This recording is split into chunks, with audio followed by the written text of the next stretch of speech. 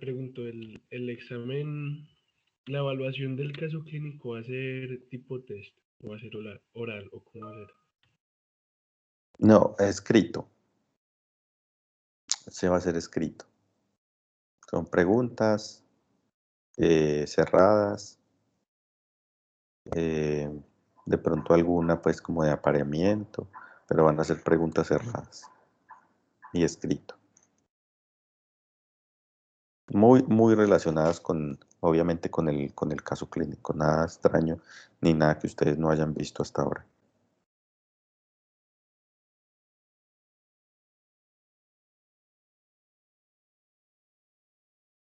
Bueno, les voy a compartir entonces la pantalla.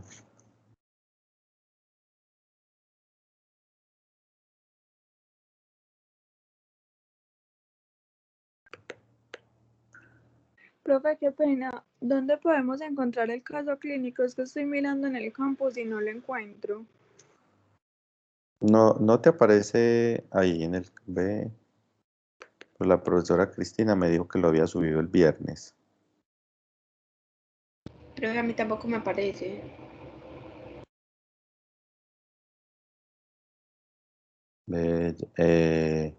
Enseguida le pregunto a la profesora Cristina porque no les aparece.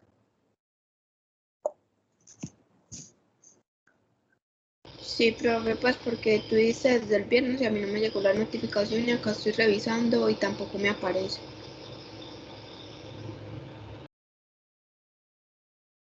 Ah, bueno, listo, espérenme yo.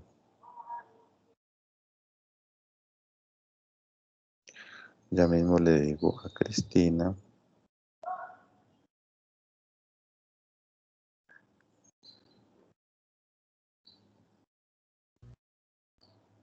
Profe, el caso es de lupus. Sí. Bueno, a mí sí me apareció aquí, pues no sé si lo voy a tratar de pasarlo por aquí por Teams. ¿Y dónde te aparece?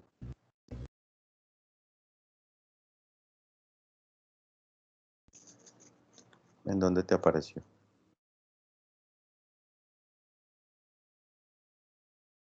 De pronto los compañeros están buscando donde no es.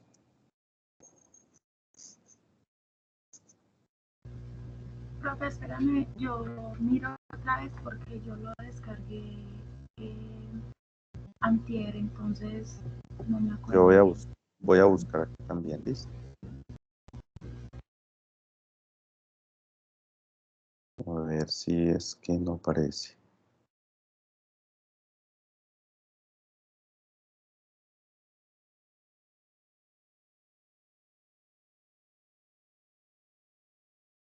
En la semana 16 están diciendo por acá. Dice que aparece en el momento 3, semana 16.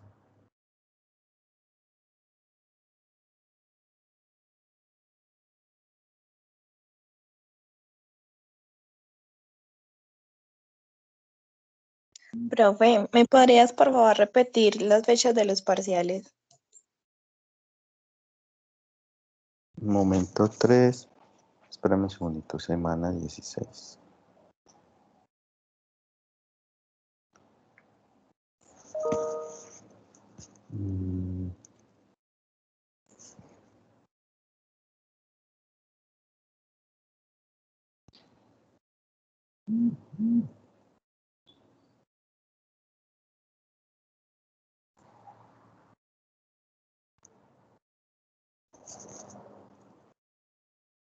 ¿Me confirman, por favor, los compañeros que me decían que no les aparecía, si ya les aparece?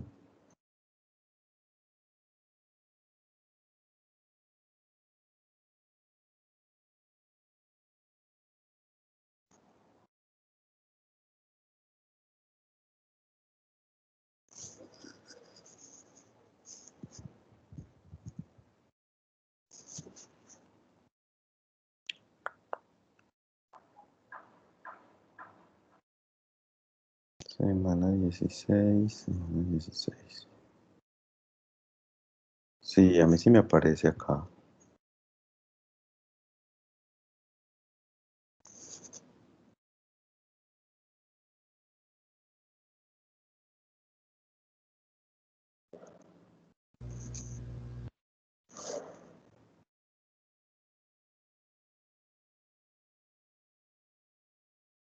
Momento 3. Sí, aparece, profe. Me Bueno, acabé de meter y sí está ahí. listo. Momento 3. Actividades de aprendizaje, semana 16. Listo. Ahí les debe aparecer. Perfecto.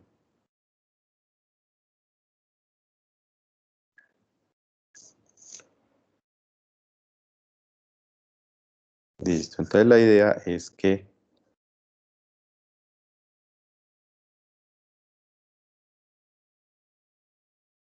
revisen muy bien el caso.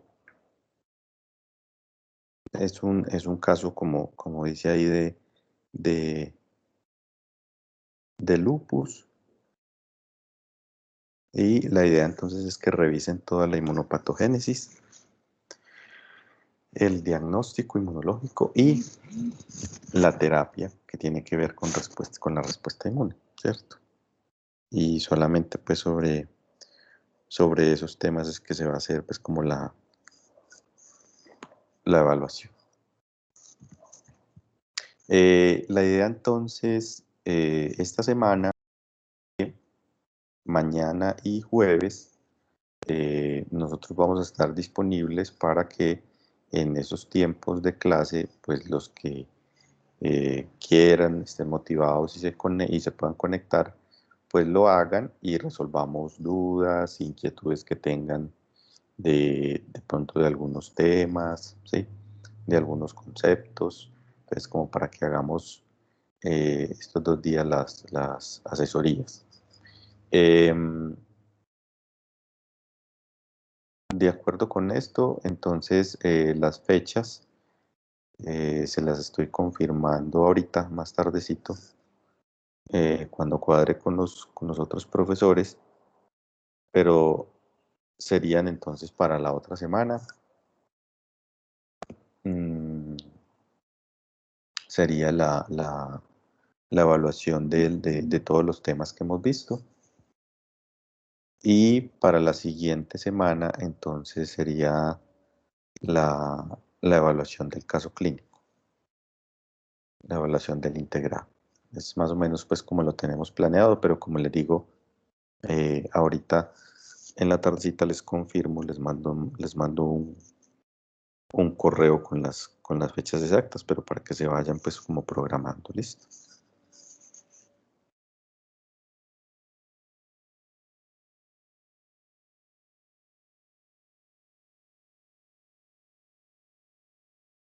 Bueno, perfecto.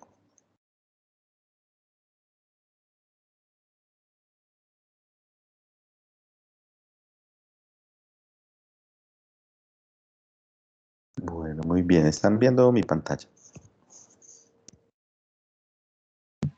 Sí, profe.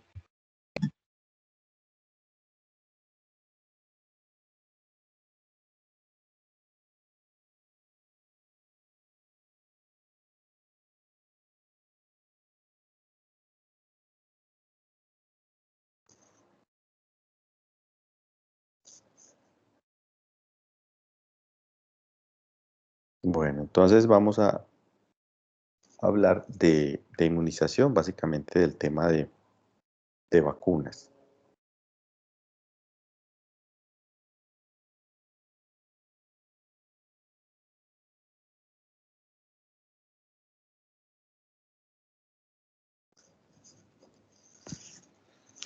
Bueno, pero entonces antes de que podamos llegar a ese tema de vacunas, es muy importante entender dos conceptos que son claves en este tema. Uno es el concepto de inmunidad pasiva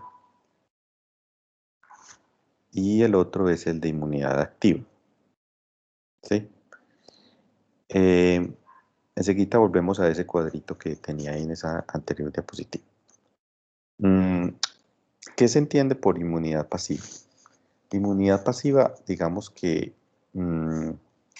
es cuando una persona recibe anticuerpos que son transferidos, ya sea, por ejemplo, desde otra persona o desde otras personas, ¿cierto? para tratar de suplir, digamos, la carencia de esos anticuerpos, ¿sí? Entonces, ¿cuándo se debe dar inmunidad pasiva o cuándo se debe hacer una inmunización pasiva? Puede ser, como lo indica el punto número 1 de la diapositiva, cuando hay una deficiencia en la síntesis de anticuerpos, ¿cierto? Que era lo que observamos en la clase anterior con la hemoglobulinemia, ¿cierto? Hay un defecto en la maduración de los linfocitos B, entonces esos linfocitos B no producen anticuerpos. Entonces, ¿qué hay que aplicarle o cuál es la estrategia para estos pacientes? Hacerles inmunización pasiva. Es decir, que hay que transferirle anticuerpos de otras personas a este individuo para tratar de corregir esa dificultad, ¿cierto? Corregir ese error que tiene el sistema inmunológico de no producir anticuerpos. Eso es inmunización pasiva, es una transferencia de anticuerpos. Por ejemplo, cuando hay una exposición comprobada o probable a una enfermedad capaz de ocasionar complicaciones. Por ejemplo, en niños que tienen leucemia y que se exponen a varicela o sarampión. Entonces, por ejemplo, aquí estamos hablando de que son niños que tienen un diagnóstico de un proceso maligno, en este caso de una leucemia, o incluso puede ser una inmunodeficiencia primaria, como lo veíamos anteriormente, y lo que significa es que estos niños pues, van a tener un deterioro de su sistema inmunológico y por lo tanto, si ellos están expuestos de manera comprobada frente a algunos microorganismos como los que se mencionan allí, el de varicela o el de sarampión, pues rápidamente hay que hacerle una transferencia de anticuerpos a estos niños para que bloqueen esos microorganismos que se sabe ya ellos se están exponiendo en ese momento de manera comprobada y probable, ¿sí? Entonces, esa es otra forma de hacer inmunización pasiva. ¿Qué se les ponen? Anticuerpos. Anticuerpos preferiblemente contra sarampión o contra varicela. Para eso se escogen por lo general individuos que tienen títulos muy elevados de estos anticuerpos contra sarampión y varicela y se hace un pool de estos anticuerpos para ponérselo a estos niños, ¿cierto? Uno diría, pero si se están exponiendo, pues ¿por qué no le ponemos la vacuna? Pero resulta que la vacuna se demora un tiempo en producir la respuesta inmunológica. Y si en ese tiempo, pues pueden ocurrir muchas cosas, porque él se está exponiendo hoy a estos microorganismos. Entonces hay que resolver la situación hoy. Si le ponemos la vacuna contra esos microorganismos contra los que él está expuesto, pues lo más probable entonces es que no vaya a alcanzar a generar una respuesta rápida y vaya a tener la infección por estos microorganismos, ¿cierto? Entonces digamos que ese es otro punto en el cual uno debe pensar en una inmunización pasiva. La infección por microorganismos patógenos cuyos efectos pueden contrastarse con anticuerpos. Ejemplo más típico, si los individuos que han recibido inmunización activa actualizada contra el tétanos sufren una herida punzante, reciben una inyección de suero equino contra la toxina tetánica. Entonces, cuando ustedes se cortan, se chuzan con la toxidad, con un clavo, y ustedes van a urgencias, ¿qué es lo primero que les ponen? Les ponen una inyección de una sustancia que se llama antitétanos. Antitétanos. ¿Qué tiene esa inyección? Anticuerpos contra la toxina tetánica, ¿sí? Esos son anticuerpos contra la toxina tetánica. No es la vacuna, porque la vacuna, volvemos a lo mismo, la vacuna es el toxoide tetánico que se demora unos 8 o 15 días para producir anticuerpos. Entonces, si a usted le ponen la vacuna y usted se acabó de chuzar o de cortar y sí tiene una infección por Clostridium tetani, pues lo más probable es que en 15 días que se produzcan los anticuerpos, ya usted va a estar muerto. Entonces, por eso le ponen la antitetánica, que no es una vacuna, sino que es un tratamiento, ¿sí? Digamos, en el sentido estricto de la palabra, la vacuna es una sustancia que te hace producir una respuesta inmunológica. Entonces, en este sentido, cuando usted va a urgencias y le ponen una antitetánica, no es una vacuna, le están poniendo un tratamiento que son anticuerpos para bloquear el efecto de la toxina de manera inmediata. Eso es inmunización pasiva, porque es transferencia de anticuerpos, sea de una persona, sea de lo que sea. ¿Listo? Esos anticuerpos muchas veces los producen en diferentes animales. Los anticuerpos contra el tétano, digamos que de manera muy tradicional, pues durante muchos años se han producido en caballos, ¿sí? Al caballo se le inocula con la toxina tetánica, con el toxoide tetánico, que es la toxina inactivada también, porque le puede poner obviamente la toxina activa, porque pues nos mata a los animales en los que estemos haciendo el ensayo. Se pone un toxoide tetánico, que es la toxina, pero inactivada por diferentes mecanismos. Y ellos van a producir anticuerpos, y esos anticuerpos se producen en grandes cantidades y son los que se separan y muchas veces se tienen como anticuerpos en estos casos pues de urgencias, ¿sí? Ya se han digamos, derivado muchas técnicas para producir estos anticuerpos, no solamente en caballos, sino también en ratones, en hámster, ¿sí? Anticuerpos que se producen en el laboratorio de manera recombinante. Entonces ya hay como muchas variantes para producir estos anticuerpos que se inoculan en una persona y generan inmunidad pasiva, ¿sí? Eso es inmunidad pasiva. ¿Por qué? Porque no dura en el tiempo. Se transfiere de manera pasiva y no dura en el tiempo. ¿Por qué? Porque son anticuerpos, y esos anticuerpos ustedes ya saben que no duran más de un mes. El que más dura es la inmunoglobulina G, que dura entre 20 y 30 días en circulación, ¿sí? Y eso que depende mucho del gasto que usted también tenga, porque si usted se expone a muchos microorganismos, pues obviamente, si usted se expone a muchos microorganismos, pues obviamente vamos a tener ahí una dificultad, y es que los anticuerpos que se están produciendo o que le fueron transferidos a usted, pues se van a gastar más rápido, ¿cierto? Pero lo que quiero que entiendan es el concepto de inmunización pasiva, ¿sí? Que es transferencia de anticuerpos. Entonces, hay una forma natural de inmunización pasiva. ¿Cuál es la forma natural de inmunización pasiva que ustedes conocen? Es la transferencia de anticuerpos. Sí, dime.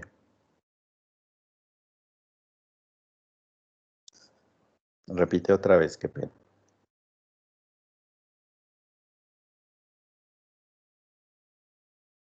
Profe, de la madre al feto. Exactamente.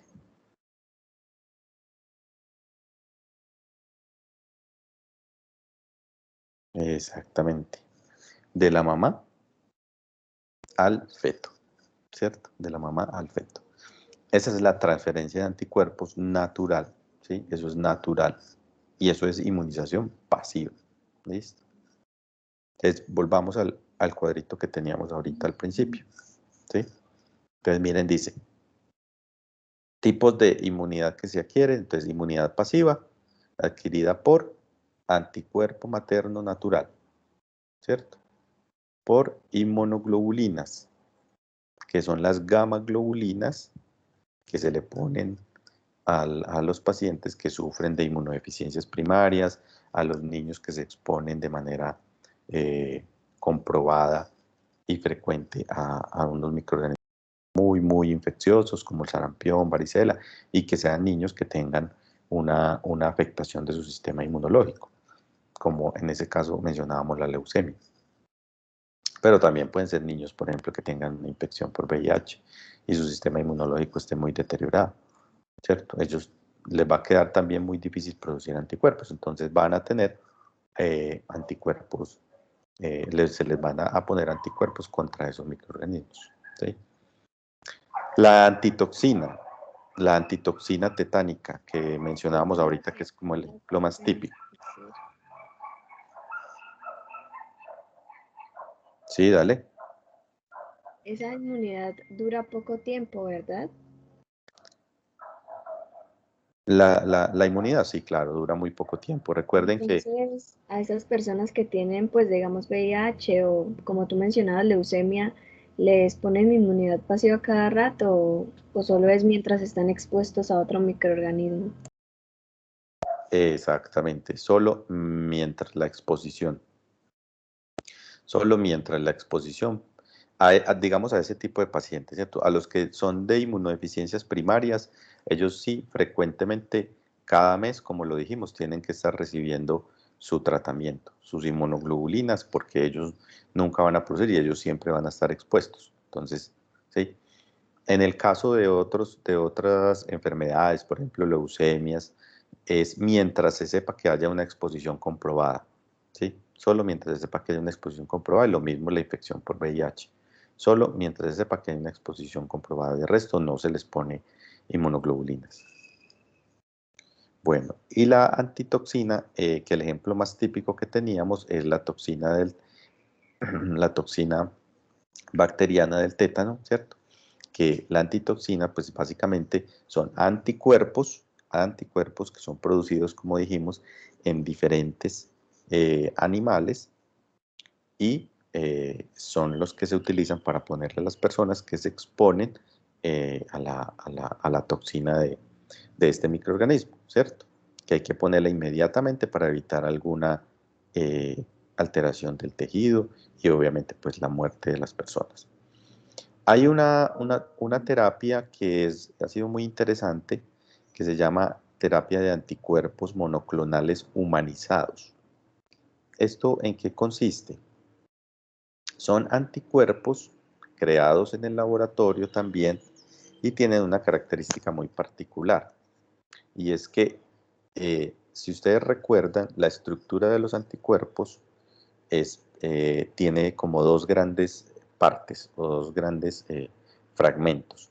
Un fragmento que se conoce como el fragmento Fab, que es los dos bracitos que interactúan con el antígeno, ¿cierto?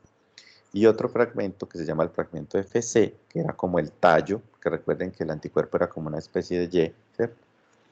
Era como el tallo que se llamaba fragmento cristalizable, ¿cierto? Los anticuerpos monoclonales humanizados significa que son anticuerpos producidos en ratón y que tienen una estructura humana. Entonces, si ustedes piensan en que son anticuerpos humanizados, o sea, que vienen de un animal, pero tienen un fragmento humano, ¿cuál fragmento sería el que ustedes creerían que debe ser humano? ¿El fragmento FC, o sea, el del tallo, o el fragmento FAB, que son los dos bracitos que reconocen los antígenos? ¿Cuáles de esos dos fragmentos creen ustedes que debería ser el humano? Profe, el fragmento FAB, ¿Por qué?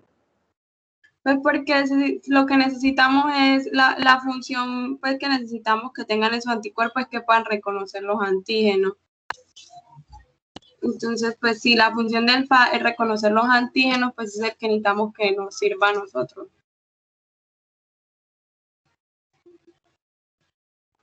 Bueno, ¿quién más tiene un concepto igual, diferente? Profe, yo pensaría más bien que el FC, porque el FC es la parte que interactúa con la mayoría de las células humanas.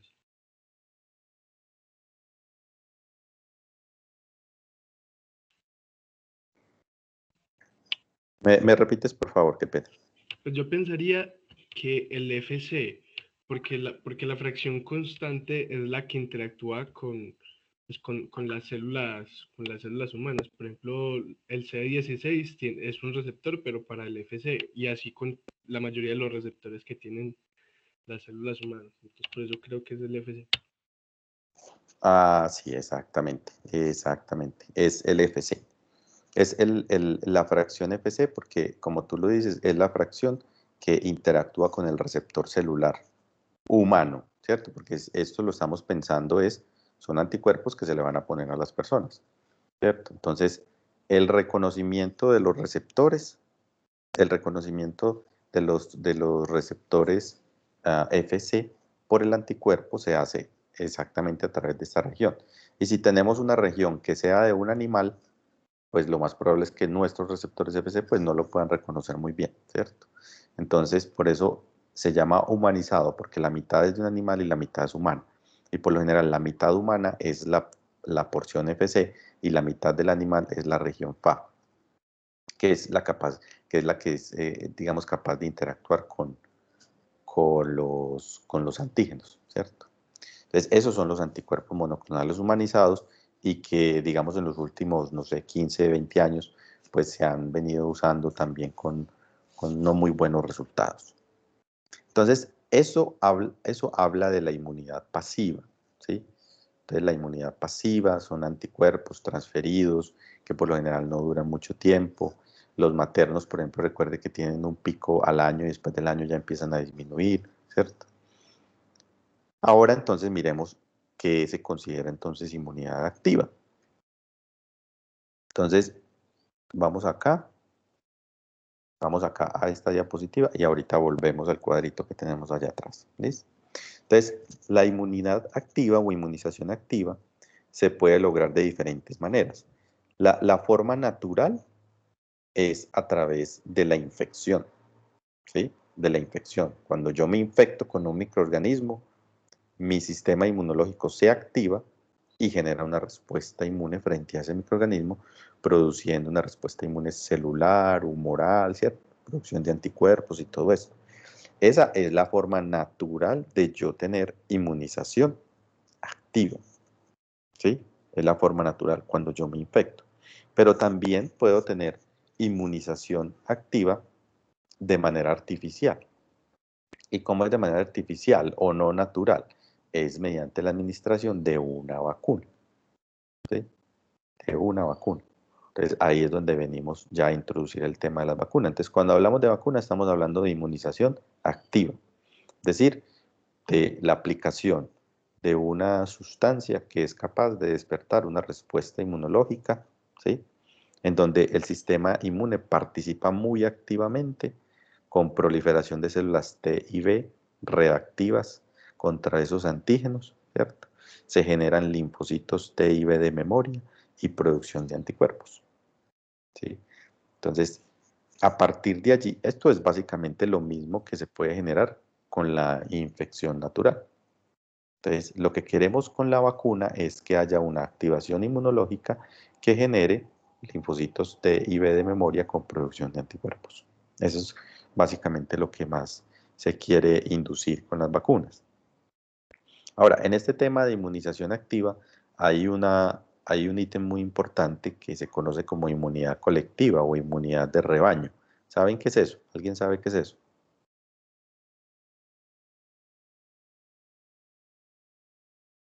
Profe, es cuando por estar como expuesto a lo mismo que muchas personas están expuestas en la misma comunidad, como que el sistema inmune se va adaptando a eso, no sé cómo explicarlo bien. Muy bien. ¿Alguien más tiene otro concepto? Pues, profe, Profe, Hágale, no, dale.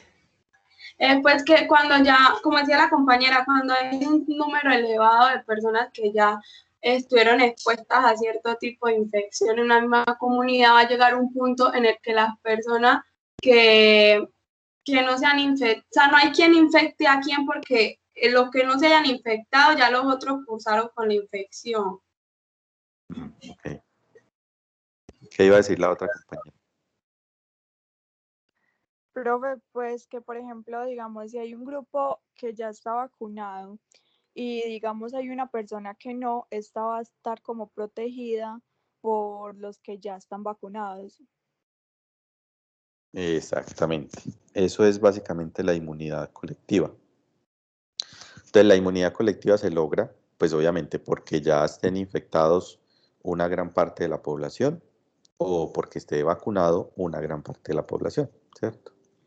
Eso es un tema que se ha discutido mucho ahora pues con todo este cuento de la pandemia del COVID, de cuál sería pues como la inmunidad colectiva, la inmunidad de rebaño que deberíamos alcanzar para poder estar protegidos. Entonces, ¿en qué consiste eso? Básicamente es, si usted tiene un gran porcentaje de la población vacunada, pues ese gran porcentaje tiene anticuerpos y no permite que el microorganismo circule dentro de esos individuos, ¿cierto? O por lo menos es neutralizado y eliminado dentro de los individuos vacunados. Entonces los vacunados van a proteger a los no vacunados, o los que ya se infectaron y que generaron una respuesta inmune eficiente van a proteger a los que no se han infectado, ¿cierto? Cuando el virus entre en su cuerpo, pues va a ser neutralizado y va a ser eliminado. Entonces eso le corta la circulación al microorganismo y por lo tanto los otros se van a ver favorecidos porque no se van a infectar muchos. Entonces, la inmunidad colectiva depende mucho del tipo de microorganismo, ¿sí? y del modo de transmisión, ¿cierto? Obviamente va a ser mucho más difícil lograr, digamos, una inmunidad colectiva si tenemos un virus que se transmite vía respiratorio o otro que se transmite vía sexual, por ejemplo, ¿cierto? Porque uno va a depender del contacto sexual, mientras que el otro va a depender simplemente del contacto estrecho que tengan las personas. Entonces, por ejemplo, en el caso del coronavirus, pues algunas entidades oficiales y algunos científicos dicen que para obtener una inmunidad colectiva, lo mínimo es que el 70% de la población esté vacunada o esté infectada. Y eso es muchísima gente, ¿cierto? Eso es muchísima gente. O sea que mientras eso no ocurra, pues lo que sucede es que el virus va a seguir circulando, digamos de manera un poco más libre, no tan restringida como si ya tuviéramos todas esas personas infectadas y que obviamente hayan tenido pues una buena respuesta inmunológica, porque eso es lo otro, ¿cierto? Puede que no alcancen a tener una buena respuesta inmune, entonces pues no sean muy protectores. Y lo otro es que pues que salga una vacuna rápido que nos permita vacunar a muchísimas personas, de modo que se empiece a disminuir la circulación del microorganismo entre todos los individuos y se empiece a proteger a la población no vacunada, ¿cierto? Por eso la erradicación siempre tiene que ver es con la cantidad de personas que se logran vacunar dentro de una población, ¿sí? La erradicación, por ejemplo, de la viruela se logró gracias a que se instauró una vacuna muy eficiente y la vacuna fue acogida por todos los gobiernos y básicamente logró controlar el microorganismo a nivel mundial y se logró erradicar. No ha pasado así, por ejemplo, con el sarampión. A pesar de que la vacuna del sarampión es una de las mejores vacunas que se han desarrollado en la historia de la humanidad, porque es muy, muy efectiva, tiene más del 99% de efectividad. No en todas partes se vacuna a la gente contra sarampión, por cuestiones económicas, por cuestiones filosóficas, por cuestiones culturales, religiosas. Entonces, eso no permite que el sarampión hasta ahora se haya podido erradicar, a pesar de que tenemos una vacuna que es muy, muy eficiente. Entonces, ahí entran a jugar pues otro tipo de circunstancias que desfavorecen pues la inmunidad colectiva. Sin embargo, pues, digamos, tenemos tenemos unas campañas masivas de vacunación muy bien instauradas pues en el gobierno y tenemos acceso pues a muchísimas vacunas, ¿cierto? De hecho, miren que Colombia había sido libre de sarampión desde el 2005 más o menos, y los casos que llegaron de sarampión nuevos a Colombia, todos llegaron, o la mayoría llegaron de Venezuela, ¿cierto? Porque tenían una problemática muy grande en Venezuela para la aplicación y para el suministro de vacunas. Entonces, eso básicamente, todos los casos nuevos que han llegado a Colombia, la mayoría han sido casos venezolanos, ¿sí? Entonces, por eso es que a la población hay que seguirla vacunando, hay que seguir con esas campañas de promoción y prevención y con esas campañas de vacunación muy, digamos, muy fuertes para poder tratar de llegar hasta una inmunidad colectiva, una inmunidad de rebaño, ¿sí? Entonces, bueno, ahí hay muchas aristas pues, que se pueden entrar a discutir con todo este tema de la inmunización activa. Bueno, refuerzos múltiples, bueno, esto lo vamos a ver ahorita, apenas empecemos a mirar bien el tema de las vacunas. Entonces, volvamos acá a este cuadrito que teníamos acá al principio de la inmunidad activa. Entonces, decíamos que la inmunidad activa Entonces, se puede lograr por la infección natural o por las vacunas, ¿sí? Y las vacunas pues, pueden ser de todo este tipo, ¿sí? Pueden ser de todo este tipo. Pueden ser microorganismos atenuados o vivos, microorganismos desactivados o muertos, pueden ser macromoléculas microbianas purificadas. Es decir, cuando hablo de macromoléculas estoy hablando, por ejemplo, de estructuras grandes, por ejemplo, una proteína de envoltura, ¿cierto?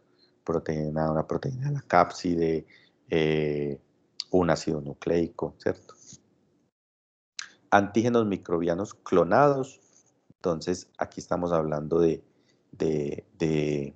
antígenos, por lo general expresados como proteínas recombinantes, como DNA clonados solo en vectores víricos, complejos multivalentes, o sea, complejos de estructuras grandes como conjugados. Ya vamos a ver en qué consisten cada una de estas vacunas. Y por último, entonces tenemos por acá el toxoide.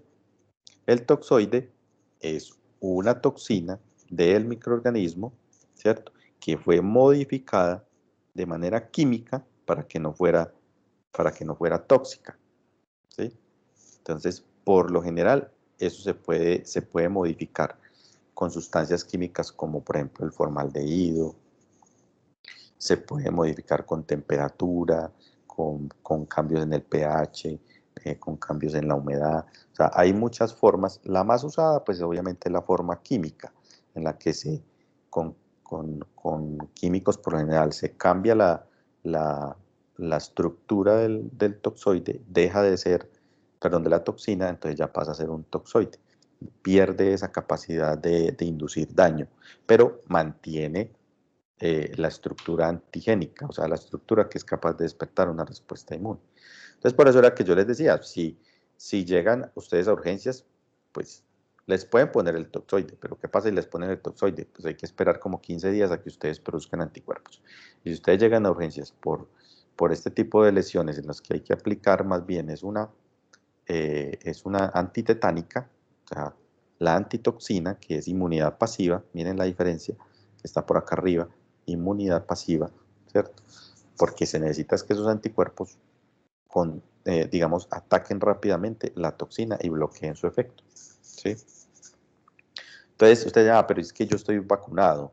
Pues sí, usted está vacunado, pero ¿cuándo fue la última vez que usted se tituló los anticuerpos contra esa vacuna? Como para saber que sí está inmunizado.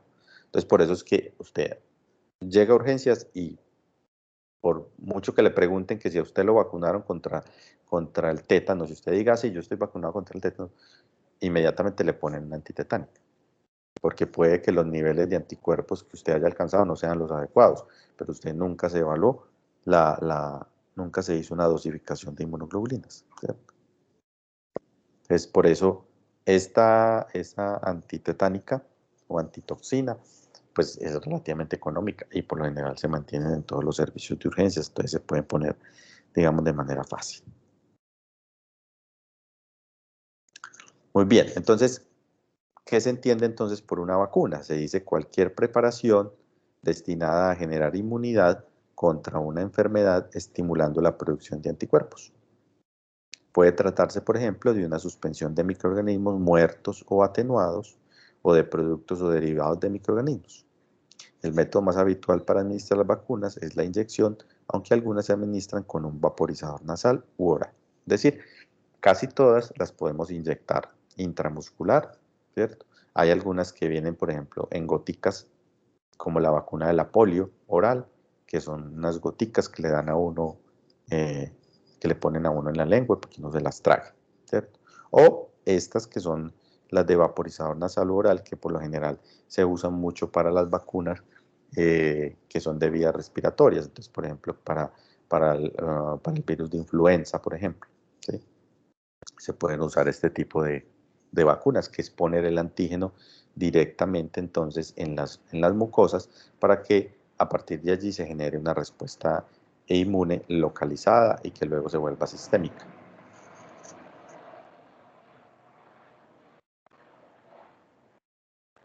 Bueno, volviendo acá al tema de las vacunas, ya pasemos acá más bien. Miren este cuadrito es muy interesante y es el cuadrito que ustedes tienen que entender bien como de esa parte de vacunas y del capítulo que está ahí en CUBI, ¿sí? Y es muy claro el cuadrito mostrando el tipo de vacuna, las enfermedades para las cuales se usa esa vacuna, las ventajas que puede tener y las desventajas que puede tener. ¿Listo? Entonces, vamos a mirar este cuadrito y en la medida en que vamos mirando el cuadrito, entonces hablamos de algunas características de estas vacunas, que son lo que ustedes van a encontrar en la lectura del capítulo, ¿sí? Entonces, hablemos primero, por ejemplo, de la viva atenuada. ¿Qué significa que la vacuna sea viva atenuada? Pues que el microorganismo está vivo, pero está atenuado, es decir, está como dormido, ¿sí? Es lento en su proceso de replicación, es lento en la manera de infectar, ¿sí? ¿Y eso qué ventajas tiene? Pues básicamente, si un microorganismo está vivo, pues él va a tratar de infectar los tejidos que él normalmente infecta, pero lo hará tan mal y de manera tan lenta que le da todo el tiempo posible a mi sistema inmunológico de poderlo reconocer y poderle montar una respuesta inmunológica, ¿sí? Esos son microorganismos vivos atenuados. ¿Cómo se logra que un microorganismo quede vivo, pero quede así como atenuado, como sonso, como lento para poderse replicar y todo? Pues en el laboratorio lo que se hace es que el microorganismo se empieza a cultivar en células que por lo general no son las células que él más logra infectar, ¿sí? Es decir, si el microorganismo, si el virus, por ejemplo, de influenza, digamos, se replica muy bien en células respiratorias, entonces no se le ponen células respiratorias, sino que se le ponen otro tipo de células, ¿sí? Que puedan tener los receptores para que él entre, pero que no sean buenas o que no sean muy permisibles para él poderse replicar, o sea, que le cueste, ¿listo? Entonces es como empezar a acomodar el virus a otras circunstancias, ¿sí? A otros tejidos, a otras células. Incluso muchas veces se usan células que no son ni siquiera humanas, sino que son células de otros animales, ¿sí? Son células de otros animales. Entonces, en ese caso, el virus o el microorganismo se empieza a tratar de acomodar a ese nuevo ambiente y se le hacen pases repetidos. ¿Qué significa pases repetidos? Que él infecta una célula y básicamente se coge ese virus que logró infectar esa célula y se pasa para otras células y luego ese se pasa para otras y ese para otras y ese para otras y se cambia el tipo de célula, ¿sí? ¿Qué es lo que se trata? De disminuirle a él esa capacidad de virulencia, esa capacidad de causar la infección. Entonces él termina acomodándose de manera muy lenta a otros tejidos, a otras células. Y cuando se pone en las células humanas, como él estaba adaptado era a otras condiciones y se pone en las células humanas, él tiene que volver a adaptarse a las células humanas. Pero mientras pasa eso, lo hace tan mal y tan lento que ahí es donde el sistema inmunológico aprovecha y lo reconoce y le monta una respuesta inmunológica. Esas son las vacunas de microorganismos vivos atenuados, ¿sí? Y miren los ejemplos que hay ahí: sarampión, paperas, la vacuna de la polio oral, que es la de Sabin, rotavirus, rubeola, tuberculosis, varicela, fiebre amarilla. Todas esas son de microorganismos vivos atenuados, ¿sí? Hay otra forma, que es la que les puse acá, que son generar mutaciones en algunos genes que les producen sensibilidad a las temperaturas. Entonces, el microorganismo, por ejemplo, normalmente se replicaba muy bien a una temperatura. Por ejemplo, el virus de influenza se replica muy bien a temperatura corporal, a 37 grados centígrados. Entonces lo que se hace es atenuarlo por temperatura, entonces se le cambia la temperatura. Y al cambiarle la temperatura, entonces él básicamente no se replica de esa manera tan eficiente. Y por ejemplo, cuando se han utilizado estas, lo que mencionábamos aquí en esta diapositiva anterior, los vaporizadores nasales u orales, la idea es que el virus permanezca en la nasofaringe, que tiene una temperatura más baja que la temperatura corporal. Y eso hace que el virus esté atenuado allí. Atenuado quiere decir, como lo hemos dicho, que está dormido, que no se replica muy bien, y por lo tanto entonces el sistema inmunológico lo puede controlar mejor y montarle una respuesta inmune, ¿sí? Entonces esas son las vacunas vivas atenuadas. ¿Cuál es, digamos, como la ventaja más importante de estas vacunas? Pues la ventaja más importante de estas vacunas es que ellas, como el microorganismo está vivo y puede hacer ciclos de replicación, pero muy lentos, ¿cierto? O sea, e infecta los tejidos que normalmente debería infectar o llega hasta los sitios donde debería llegar, pues básicamente expone todas las proteínas, expone todo su, digamos, toda su estructura al sistema inmunológico. Y eso genera una muy fuerte reacción inmune, no solamente frente a las proteínas que el sistema inmunológico ve en su parte externa, sino que si él se va a replicar, pues él va a exponer otro montón de proteínas que necesita para poderse replicar, ¿cierto? ¿Y eso qué permite? Pues que haya una respuesta inmune mucho más fuerte contra muchas proteínas o muchas estructuras del microorganismo, ¿cierto? Que normalmente él no expondría si estuviera muerto, ¿sí? Si estuviera muerto o estuviera inactivado.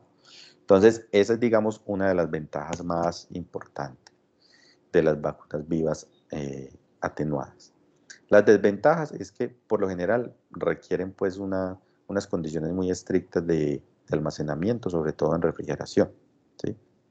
Y la otra desventaja que se ha visto para algunas vacunas, no para todas, pero sí hay casos pues reportados obviamente a nivel mundial, es que se puede revertir a la forma virulenta, es decir, que se puede revertir a la forma natural, ya no atenuada, sino la forma natural y que podría causar una infección. Y esos casos se han visto, por ejemplo, en la vacuna de la polio, en la vacuna de influenza. Entonces, en algunos de esos casos se han encontrado, en sarampión también, se han encontrado que revierte a su forma patogénica, ¿sí? Pero eso, pues, como les digo, eso ha sido muy poquitos casos, pues, para todos los casos en los cuales la vacuna ha logrado proteger, ¿sí? Incluso en algunos de esos casos, digamos que los eventos han estado acompañados por algunas alteraciones inmunológicas de las personas que reciben la vacuna, ¿sí? Entonces, muchas de estas vacunas vivas atenuadas están contraindicadas en pacientes que tienen defectos de la respuesta inmune. Entonces, pacientes que tienen inmunodeficiencias primarias, pacientes que tienen VIH, pacientes que tienen procesos malignos hematológicos, leucemias, ¿sí? ¿Por qué? Porque su sistema inmunológico no va a ser capaz de reconocer de manera eficiente el microorganismo que está vivo, pero está atenuado. Entonces puede que el microorganismo le termine causando la enfermedad al paciente porque éste no está respondiendo de manera adecuada. Entonces, en algunos de esos individuos con esas condiciones clínicas particulares, hay algunas de estas vacunas que están contraindicadas. ¿Listo? Por favor, si no van entendiendo algo, quieren saber algo, me preguntan, que yo no estoy viendo no veo el chat. Bueno, luego siguen entonces las desactivadas o muertas, que es básicamente el microorganismo que lo mataron, el microorganismo muerto o lo inactivaron. Lo inactivaron con sustancias. También se usa muchas veces las sustancias químicas como el formaldehído, que lo que hace es inactivar el microorganismo, pero mantiene la estructura, ¿sí? Mantiene la estructura. Es un poco como lo que hace el formol, lo que ustedes conocen y escuchan, lo que hace el formol en los cuerpos, ¿cierto? Que es mantener la estructura digamos, de los tejidos, pues, y que esta permanezca y que no se deteriore tan rápido. Entonces, es un poco eso. Entonces, los microorganismos se inactivan con diferentes sustancias químicas, con temperatura, con pH, ¿cierto? Y lo que queremos es que el virus quede muerto, perdón, el microorganismo quede muerto o inactivado, ¿cierto? Pero que conserve sus estructuras, por lo menos externas, antigénicas, ¿cierto? Para que pueda desencadenar una respuesta inmune. Y estos son digamos, los tipos de vacunas que tenemos que son desactivadas o muertas, ¿sí? ¿Cuál es la ventaja de estas vacunas? Pues que son más seguras que las vivas, claro. ¿Por qué? Porque pues, ya decíamos, las vivas se pueden revertir a una forma patogénica. Estas no, estas no tienen ningún problema. Por lo general no requieren refrigeración o pues algún almacenamiento pues como especial. Y estas, si las vivas atenuadas, digamos que tienen la capacidad de despertar una muy fuerte respuesta inmunológica desde el punto de vista celular y humoral, estas son más del tipo humoral, ¿sí? Estas son más de desencadenar respuestas tipo TH2 y de activar linfocitos B para producción de anticuerpos. Por lo tanto, entonces, la respuesta inmunológica por lo general es más débil que las de las vacunas vivas, ¿sí? Y aquí viene un punto importante que mencionábamos por allá en otra diapositiva que yo les decía, ahorita les explico bien este cuento. Es el cuento de los refuerzos. Los refuerzos. Ustedes saben que las vacunas, muchas vacunas por lo general necesitan refuerzos, ¿sí? Refuerzos vacunales. Esos refuerzos, pues básicamente se necesitan porque, según el desarrollo de la vacuna, pues puede que con una primera dosis no sea suficiente para inducir una inmunidad protectora, por lo general pues por encima del 90%. Entonces, se aplican varias dosis, ¿sí? Saben que la hepatitis B, por ejemplo, son 3 dosis que son necesarias para usted poder tener una respuesta inmune protectora y dentro de un tiempo prudencial, ¿sí? Entonces, eso es básicamente uno porque digamos, la estructura o el tipo de vacuna así lo requiere. Es decir, si es viva o atenuada, por lo general no necesita tantos refuerzos, ¿sí? Porque, como le decíamos, viva o atenuada hace un ciclo de multiplicación o de replicación dentro de nuestro cuerpo y es de las que mejor, digamos, inducción de la respuesta inmune tiene, ¿sí? Pero hay otros eventos importantes en la generación de los refuerzos. Por ejemplo, cuando nos aplican las vacunas, cuando somos bebés, que nos las aplican a temprana edad, pues puede pasar, se ha visto con algunas vacunas, sobre todo, por ejemplo, sarampión, paperas, rubeola, que los anticuerpos maternos que circulan en la sangre de los bebés pueden bloquear el efecto de la vacuna, ¿cierto? Porque el bebé tiene sangre, tiene anticuerpos maternos circulando. Esos anticuerpos pueden bloquear a la vacuna. Si la bloquean, pues entonces el bebé no va a producir sus propios anticuerpos, no va a producir su propia respuesta. Entonces, por eso es que con este tipo de vacunas, por lo general, se hacen refuerzos, sobre todo en la edad escolar, o sea, más o menos a los 5 años. Porque la idea es que los niños pues, puedan estimular su sistema inmunológico para producir esa respuesta, ¿cierto? Entonces, en ese sentido, es muy, muy importante poder aplicar refuerzos que permitan optimizar y llevar hasta el máximo porcentaje posible la protección de la vacuna, ¿sí? Entonces, el más típico, digamos, el efecto más típico que se tiene y por el que hay refuerzos es el de los anticuerpos maternos. Y segundo, es porque el tipo de vacuna pues no induzca una respuesta muy eficiente durante el primer contacto y se necesiten 2 y 3 contactos, ¿sí? Como si fuera una infección primaria en la que yo produzco cierta cantidad de anticuerpos y luego tengo una respuesta inmune secundaria, que fue lo que vimos en la clase pasada. La respuesta inmune primaria es cuando yo me encuentro por primera vez con el microorganismo, la respuesta inmune secundaria cuando me encuentro por segunda vez, y recuerden que la respuesta inmune secundaria tenía un pico mucho más robusto de producción de anticuerpos, de linfocitos B de memoria. Entonces, esa es también como la idea, poder generar un pico máximo de respuesta inmunológica con cada una de las dosis. ¿Vamos bien hasta aquí?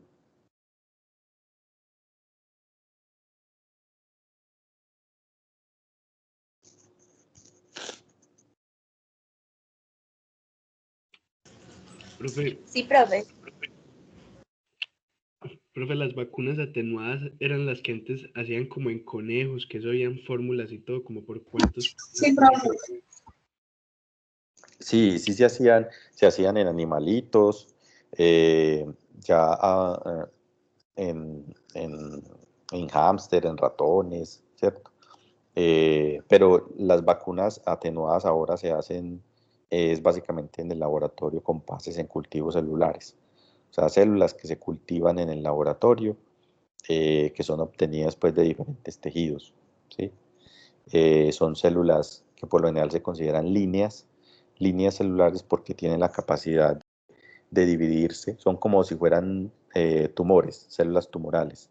Entonces ellas se están dividiendo de manera constante, ¿sí? Y de hecho, pues muchas de las líneas celulares que se usan son derivadas de tumores, incluso de personas, ¿sí?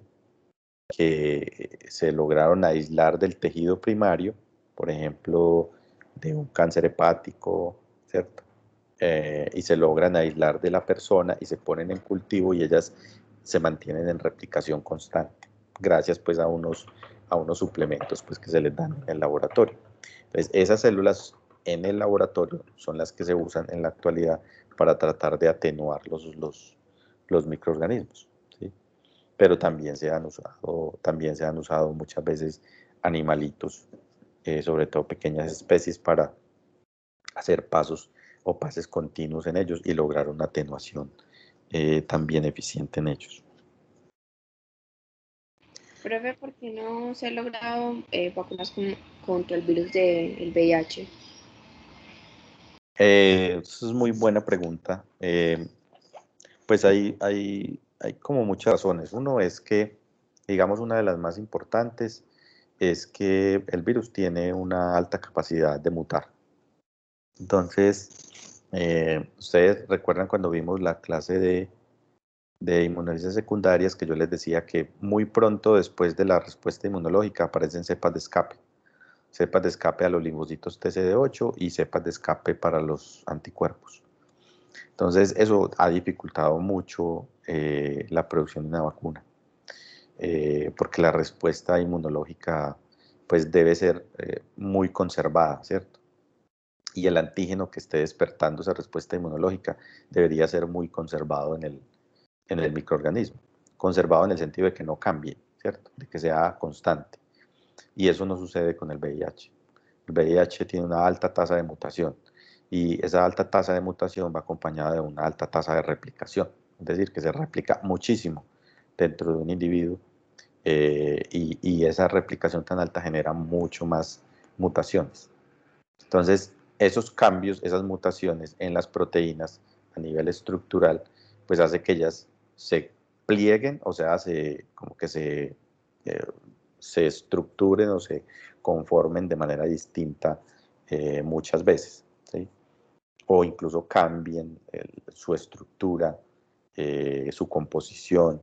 Entonces, eso hace que un sistema inmunológico no sea lo suficientemente eficiente para poder reconocer los microorganismos. Se está trabajando mucho, obviamente, en el desarrollo de vacunas para VIH, pero hasta ahora pues no ha sido posible y tiene mucho que ver con esa capacidad de mutación del virus. Y otro tema también ahí importante es que los antígenos, que por lo general son los que mejor respuesta inmune inducen, son los que más cambian y por otro lado los que más se esconden en la partícula viral. Entonces muchas veces, por ejemplo, lo que mencionábamos de las glicoproteínas, las proteínas de envoltura, ¿cierto?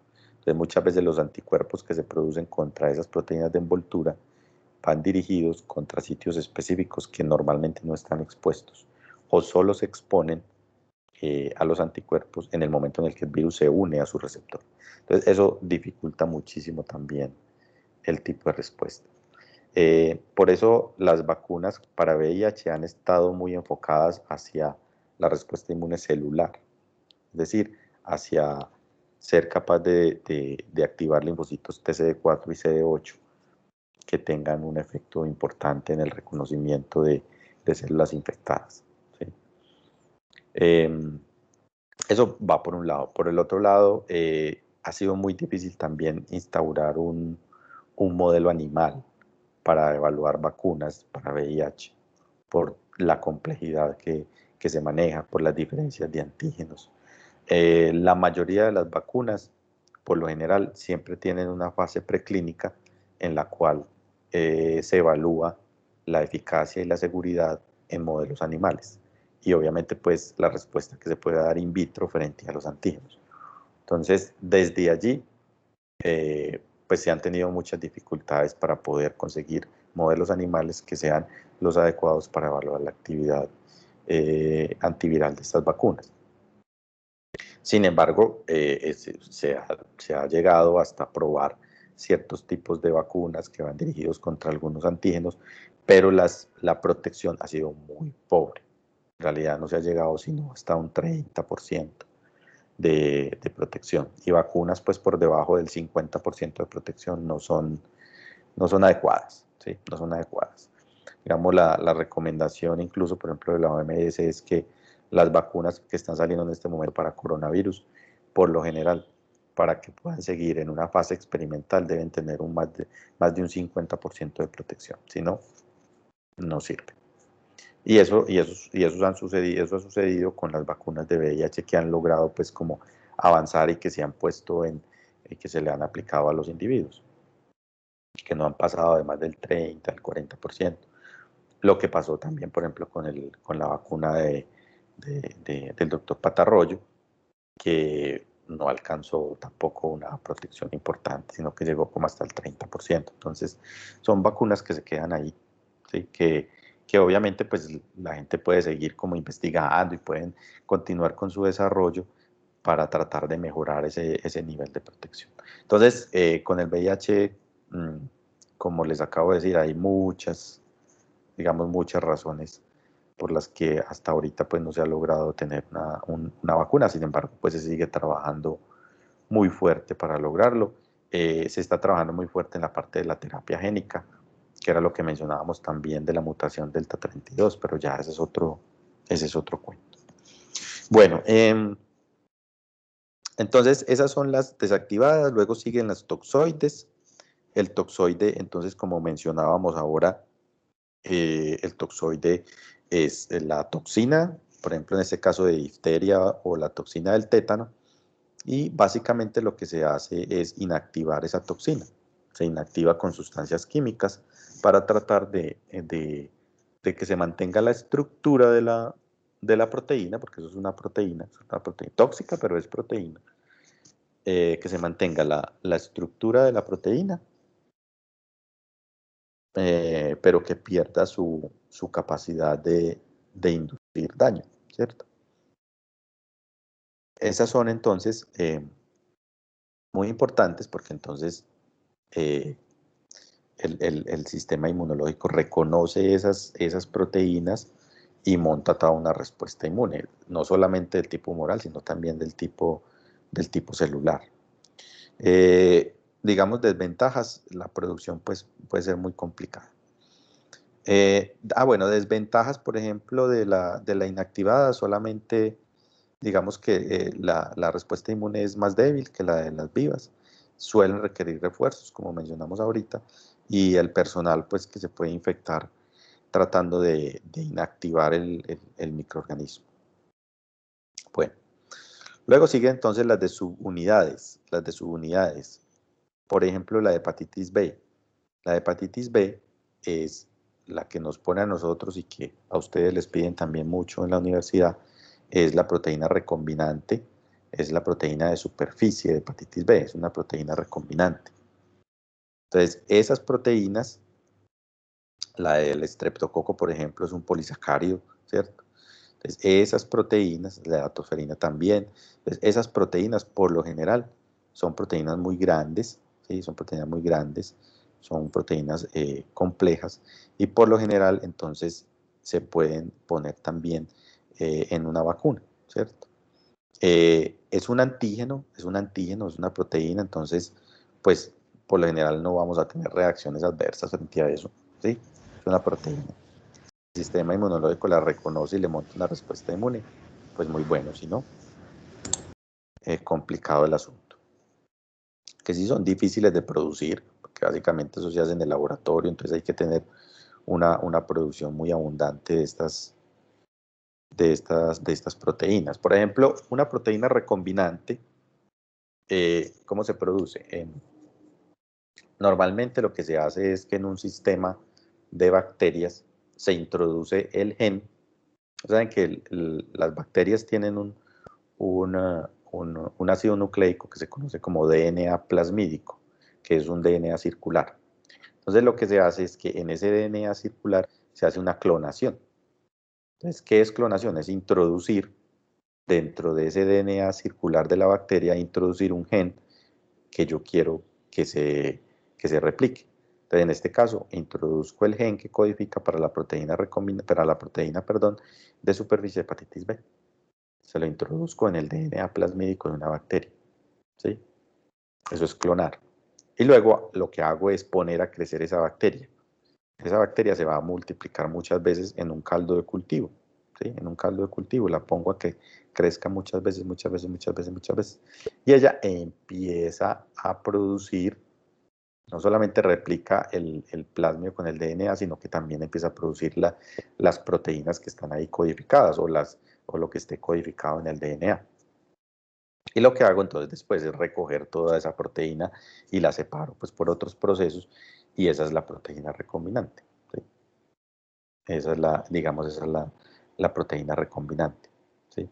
Se puede hacer en otros sistemas en los cuales yo amplifique en la bacteria, amplifique el plasmid, o sea, amplifique el gen y luego ese lo introduzco en células, ese gen o ese plásmido de esa bacteria lo voy a introducir en una célula y esa célula puede ser una célula humana, pero una línea celular en este caso, o una célula también de otro animal, va a empezar a producir la proteína a partir de ese ácido nucleico que yo le estoy incorporando, ¿sí? Eso también puede suceder y produzco grandes cantidades de esa proteína. Entonces, por eso es que dice la desventaja, es difícil de producir, porque hay que hacer muchos trabajos de laboratorio para poder hacer la clonación, luego la amplificación del plásmido, luego generar la expresión de la proteína, luego poder generar una abundante cantidad de proteínas. Entonces digamos que eso es lo difícil. Luego tenemos otras que son las conjugadas. Las conjugadas son muy interesantes. Miremos este dibujito que hay acá. Las conjugadas son muy interesantes porque tienen por lo general una combinación de proteínas con polisacáridos de los mismos microorganismos. Miren, por ejemplo, este dibujito. ¿Sí están viendo el dibujo? Sí, profe.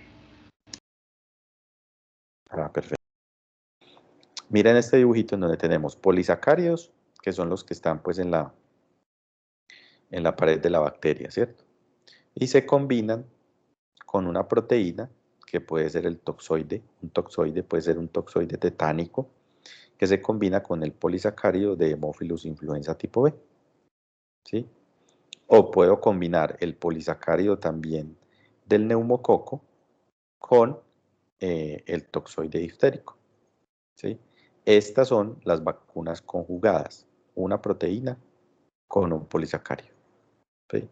¿Por qué se pensó en estas vacunas conjugadas? Porque las vacunas iniciales, que eran solamente del polisacárido capsular, esta por ejemplo acá, la de la neumonía streptocócica, ¿sí? Pues inducían respuesta, pero esa respuesta era muy limitada. ¿Por qué? Porque el polisacárido, ustedes recuerdan, es un antígeno timo independiente, o sea que es capaz de inducir una respuesta inmune independiente de la ayuda de los linfocitos T. Entonces, si es timo independiente, entonces no va a haber cambio de isotipo, no va a haber generación de memoria, ¿cierto? O sea, eso va a tener unas consecuencias grandes. Entonces, las vacunas con polisacáridos capsulares por lo general no tenían una buena respuesta. Entonces, ¿qué hicieron? Dijimos, ¿por qué no la combinamos con una proteína para que mejoremos esa respuesta inmunológica? Entonces, así se hizo. Se combinó con una proteína, en este caso con el toxoide, y eso lo que hizo fue mejorar la respuesta inmunológica. ¿Por qué? Porque se producen respuesta inmune contra el polisacárido, contra el toxoide y contra las dos estructuras.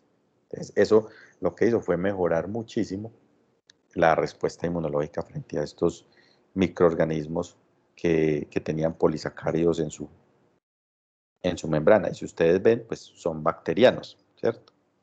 Son bacterianos. Porque si ustedes alcanzan a percibirse las vacunas que hay disponibles, ustedes ven que casi todas son para virus. ¿Sí o qué? Y en realidad si las comparamos con las bacterianas, pues son relativamente pocas, las bacterianas, ¿cierto? Pero en este caso, por ejemplo, se logró resolver una dificultad muy grande. Y miren esta grafiquita, pues que es muy vieja, pero es muy interesante porque muestra cómo se disminuyó la incidencia de infección por hemófilos influenza tipo B en Estados Unidos desde la instauración de la vacuna. Miren, ¿sí? Entonces, la vacuna ha sido todo un éxito, esas vacunas conjugadas. Bueno. Luego tenemos estas vacunas, que son las vacunas de DNA y vacunas de RNA. ¿Sí? Aquí no están todavía las de RNA, pero hay vacunas de DNA y de RNA. ¿Sí? Estas vacunas son las que están ahorita pues, en ensayos clínicos. ¿Sí? Se ha visto que tienen una muy buena reacción humoral y celular, ¿sí? Que son económicas. Bueno, pero digamos que tienen algunas consideraciones que son importantes. Esta es la grafiquita que también está en ese capítulo del libro de Cubi, en el que se explica cómo funcionan las vacunas de DNA. Y digamos que son muy parecido a cómo están funcionando las vacunas de RNA en la actualidad, que son un tipo de vacuna que es de las que se está poniendo o de las que se están evaluando en este momento para coronavirus. ¿Sí? Para coronavirus, en este momento se están evaluando de todos los tipos de vacunas que hemos visto hasta ahora. O sea, hay vivas atenuadas, hay inactivadas, hay vacunas de DNA, hay vacunas de RNA, hay vacunas de virus, de estas de acá, de vector recombinante. Estas de vector recombinante que ya les voy a explicar cómo funciona. Digamos que hay vacunas de subunidades, porque hay vacunas de proteínas, hay vacunas que son que contienen solo la proteína S, la proteína Spike del coronavirus, ¿sí? No hay vacunas conjugadas que estén en este momento en evaluación para coronavirus, obviamente pues tampoco de toxoide. Sí hay desactivadas, sí hay atenuadas, de subunidades de DNA, RNA y de vector recombinante. Entonces es muy interesante pues todo lo que está haciendo la ciencia en este momento para producir una vacuna que sea eficiente y que nos pueda conducir a parar esta pandemia de manera rápida. Miren entonces cómo funcionan las vacunas de DNA. Profe, esa imagen esa no está en Cubi. No, sí. No. Sí, yo la tomé de ahí. Esta está en Cubi. Esa sí, pero Y la esta también. no, No, no está. fíjate, debe estar al final. No está, sí, debe estar. Y esta también, que es la de vector recombinante. Sí, esa también, sí, esa sí está, pero no. Esta no está. Qué raro. Esa del menor sí está, pero esta no. Profe, ¿qué edición manejo? Ahora es una edición viejita. La voy a mirar a ver si aparece. Bueno, si no, ahí les queda pues en la grabación para que la revise. Entonces, miren, esta vacuna de DNA es muy interesante porque lo que se hace es inyectar de manera intramuscular un plásmido. ¿Se acuerdan de lo que hablábamos del DNA de bacterias? Entonces, un plásmido que contiene el gen que codifica para la proteína de interés. Entonces, por ejemplo, para la proteína S o spike del coronavirus. Entonces, lo que se hace es inyectar ese plásmido de manera intramuscular. Entonces, ¿qué sucede por ejemplo, dentro de las células del músculo? Lo que se quiere es que a partir de ese plásmido que contiene el gen, se transcriba la proteína, ¿sí? Que son estas de acá. Y por un lado va a suceder una cosa. Esas proteínas que están intracelulares van a ser reconocidas por la celulita como extraña y las van a procesar y las van a presentar en el contexto del MHC1, ¿cierto? Para ayudar a activar a los linfocitos TCD8, por un lado, ¿sí? ¿Sí ven por acá? ¿Listo? Por otro lado, esas proteínas van a ser liberadas por exocitosis de la célula, ¿cierto? Porque ya considera que no son proteínas de ella, entonces la libera de la célula. Y esas proteínas, por fuera de la célula muscular, van a ser procesadas por fagocitos, ¿cierto? Van a ser procesadas por fagocitos y presentadas a linfocitos TCD4 en el contexto del MHC2. Ese CD4 se va a activar y va a producir citoquinas para que un linfocito B, que también a través de su BCR reconoció las proteínas liberadas de la célula del músculo, se active, se convierta en célula plasmática, produzca anticuerpos y en células B de memoria. Y por este lado, linfocitos TCD4 de memoria. ¿Sí ven? Entonces, proteínas que se producen a partir del gen insertado en el DNA plasmídico, ¿sí? En un plásmido, miren que el plásmido es un DNA circular que va incorporado con un gen de interés. ¿Listo? A partir de allí, esos plásmidos por lo general tienen secuencias que le permiten a la maquinaria celular reconocer ese gen, reconocer esa estructura y empezar a hacer la transcripción, o sea, producir un RNA y luego un RNA proteínas, ¿sí? ¿Qué sucede con las vacunas de RNA? Pues muy parecido. Lo que entraría sería un RNA y ese RNA tiene señales para que la célula lo transcriba en una proteína, ¿cierto? Y al transcribirlo después en una proteína, entonces sucede más o menos esto que está pasando acá. Por un lado se activan los CD4, por otro lado se activan los CD8 y por otro lado se activan los linfocitos B, ¿sí? Estos CD8 que se activan acá, mire, proliferan y ya ellos, cada vez que se encuentran en una célula que está expresando la proteína o el péptido antigénico que viene del microorganismo, porque recuerden que este gen es el de la proteína S o spike del coronavirus. Entonces, esta célula estaría expresando ese péptido de esa proteína. Entonces, se asume que está infectada, ¿cierto? Entonces, el linfocito TCD8, cada vez que reconozca o que una célula le presente ese péptido, pues él va a pensar que es una célula que está infectada y la va a eliminar. Y por acá en este cuadrito lo que sucede, lo que se ha visto con estas vacunas de DNA, es que un fagocito puede procesar, darle antígenos al linfocito TCD8. No, no por este lado como sucede con la célula del músculo, sino por este lado, un fagocito puede procesar y presentarle antígenos el antígeno que corresponde al gen insertado en el DNA plasmídico, se lo puede presentar a un linfocito TCD8.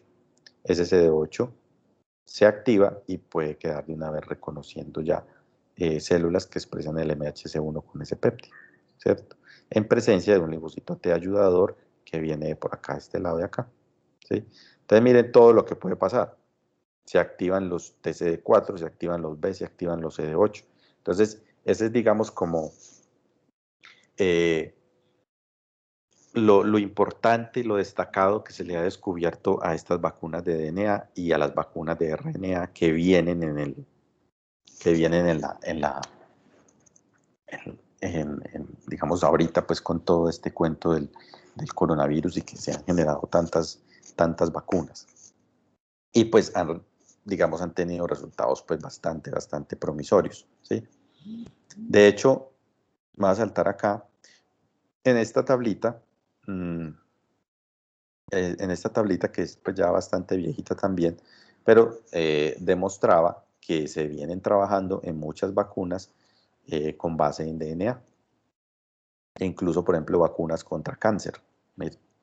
Vacunas para algunos cánceres se están trabajando con DNA y para enfermedades infecciosas. Entonces ahí están las vacunas del VIH, las vacunas de influenza, malaria, hepatitis B, ébola, West Nile, fiebre del dengue, sarampión, ¿cierto? Entonces se han venido trabajando también vacunas de DNA contra todos estos microorganismos porque han resultado, digamos, con muy buenas perspectivas, tanto que pues en la actualidad tenemos vacunas pues, que vienen en desarrollo para coronavirus. Entonces, volviendo al cuadrito, estas son las vacunas de DNA, ¿sí? Y finalmente tenemos las vacunas de vector recombinante, que son estas de acá. Estas también son bastante interesantes.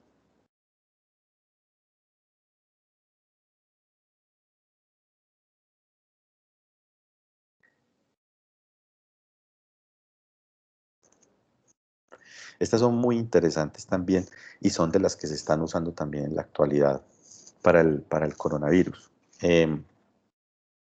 Estas vacunas, miren lo que tienen, es el plásmido en el cual yo inserto el gen que debe codificar para la proteína antigénica, ¿sí? Entonces, por ejemplo, este gen, este de acá, DNA que codifica el antígeno del patógeno, entonces, en el caso, por ejemplo, del coronavirus, entonces utilizan, por ejemplo, la proteína Spike, la proteína S, entonces la incorporan dentro del plásmido, ¿sí? Luego, ¿qué hacen? Ponen el plásmido que tiene ya el gen insertado, el gen del patógeno insertado, lo ponen en unas células y esas células las infectan con un virus. En este caso se usa el virus de la viruela bovina, ¿sí? Que ya no causa, digamos, una infección importante en los humanos. ¿Qué sucede en estas celulitas que están acá metidas? Un proceso que se llama recombinación homóloga. ¿Qué es eso?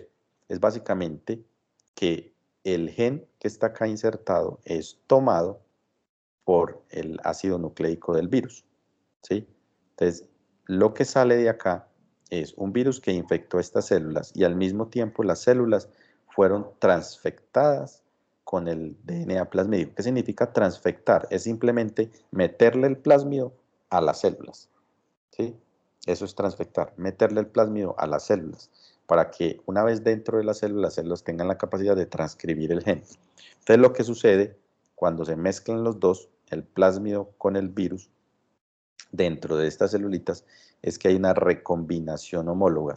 Es decir, se recombinan los ácidos nucleicos, tanto el que viene en el plásmido como el ácido nucleico del virus, ¿sí? Por eso ustedes la ven acá, que queda este que traíamos acá en el plásmido, ya queda metido dentro del virus, ¿sí? Y ese virus es un virus atenuado y se puede usar para vacunar. ¿Por qué? Porque él empezará a producir digamos, a transcribir el gen que tiene incorporado, que es el de la proteína S del coronavirus. ¿Sí ven? Eso se llama vector recombinante y es otra de las vacunas que están en este momento en desarrollo para el coronavirus. Es también muy interesante porque ha dado muy buenos resultados. Entonces, lo que se viene es digamos, un avance científico enorme en el desarrollo de vacunas, con todo lo que está sucediendo con la pandemia. O sea, desafortunadamente, pues, obvio, es una tragedia por toda la cantidad de muertos que esto ha generado, pero también va a hacer que tengamos un avance científico sin precedentes en la historia de la humanidad con el desarrollo de todas estas vacunas. Entonces, este virus atenuado que tiene el gen incorporado es el que se aplica dentro de la vacuna que digamos que nos pondrían a nosotros. Entonces ya nosotros reaccionamos contra él produciendo una respuesta inmune bastante eficiente. Esa es la de vector recombinante, que es, digamos, dentro de las vacunas, pues esta es como la última opción. ¿Sí? ¿Tienen alguna pregunta hasta acá? Todo lo suficientemente confuso. Profe, pues yo tengo una pregunta, pero no de lo que has explicado, sino que yo me pregunto, pues yo sé que CRISPR-Cas9 es una técnica pues, de este año y todo, y me imagino que es muy costosa y complicada, pero teóricamente se podría usar esa técnica para inducir inmunidad contra el SARS-CoV, contra el SARS-CoV-2. Sí, sí, podría ser una opción, claro, porque uno pues podría pensar en usarla para hacer digamos, como puede ser, por ejemplo, una eliminación genómica de la expresión del receptor, ¿cierto? A nivel de las células. Porque pues pensar como en cortar pues el virus, pues eso es muy fácil, ¿cierto? El virus se puede cortar en todas las partes que uno quiera. El problema es que se genera inmunidad frente a esas diferentes partes. Pero pensando en los humanos o en la modificación genética en los humanos, sería utilizar el sistema para hacer, digamos, cortes y eliminar, por ejemplo, la expresión del receptor, que es mucho de lo que se ha hecho o de lo que se está haciendo mejor. En los últimos 5 años se ha venido trabajando en ese tipo de estrategia para la infección por VIH, que es disminuir o eliminar la expresión del receptor CCR5 para evitar, pues, para evitar la infección o para mejorar la progresión de los individuos ya infectados, ¿cierto? Lo que pasa es que eso es un sistema que todavía no han terminado de desarrollar y que puede tener consecuencias que todavía no sabemos, ¿cierto? Es decir, pues puede que usted dirija muy bien el sistema al corte del gen, pero donde se corte ese gen sea un sitio también para la expresión de otros, o para iniciar la expresión de otros, o para que la maquinaria celular se pegue ahí y empiece la expresión de otros. Eso es lo complicado de ese sistema. Es lo complicado del sistema, que a veces no, no alcanzamos a dimensionar el impacto que pueda tener en la expresión de otros genes, ¿sí? Digamos, en la estructura del ADN, que de pronto vaya y corte otros sitios que sean muy importantes para otras funciones claves del metabolismo celular. O sea, entonces es bastante complicado. El sistema es muy bueno, el sistema es muy bueno. Es muy bueno y obviamente pues cada vez se dan más desarrollos importantes alrededor del modelo, pero todavía hay muchas preguntas por resolver. Pero digamos que en teoría sí uno podría pensar en generar algo así, digamos, no de tanto como de vacuna, pero sí como digamos, como ingeniería genética o modificación genética que no permita que haya una progresión a la infección o que no haya infección de por sí. ¿Listo?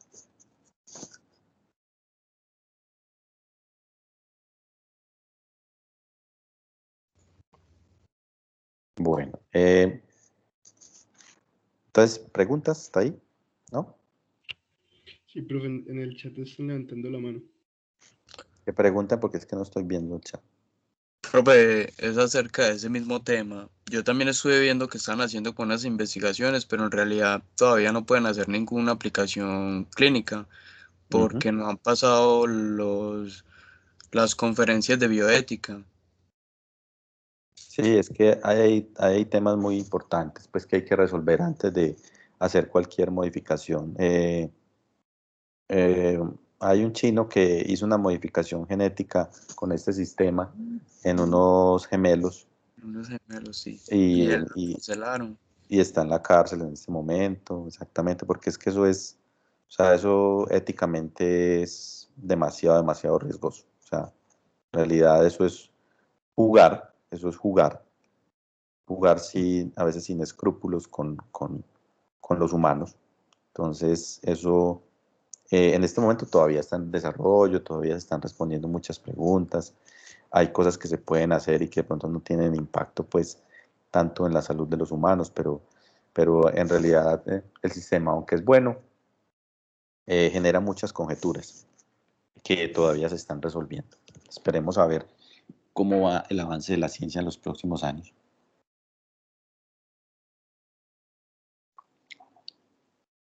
Pero eso, como les digo, eso es más un tratamiento, ¿cierto? Eso es más como un tratamiento, más que pensar pues como en una vacuna. Les voy a mostrar por acá algo que siempre ha sido muy interesante. ¿Están viendo mi pantalla? Sí, profe. Algo que ha sido pues muy interesante y que es muy bueno para que ustedes lo sigan, pues ustedes que les gusta obviamente todo este campo de la medicina y todo esto. Es un artículo que siempre sale en The New York Times acerca del desarrollo de las vacunas que van para coronavirus. Entonces es muy bueno porque se mantiene muy actualizado. Es un periódico, pero digamos que está muy bien dateado desde el punto de vista científico, ¿sí? Entonces es muy chévere porque te va mostrando cómo va el avance de las vacunas. Profe, ¿Sí? ya lo está mostrando. ¿Cómo? Pues es que aparece la imagen en la parte de vector recombinante, entonces no sé si están mostrando otra cosa. Pero eso les dije que si estaban viendo mi pantalla no estoy mostrando otra cosa. Espérate, entonces yo lo dejo de compartir y les muestro otra cosa. Quiero que miren eso en un momentico. Espérate, a ver, yo veo pantalla.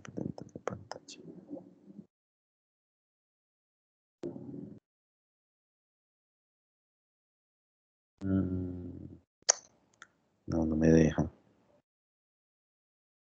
Yo quiero compartir.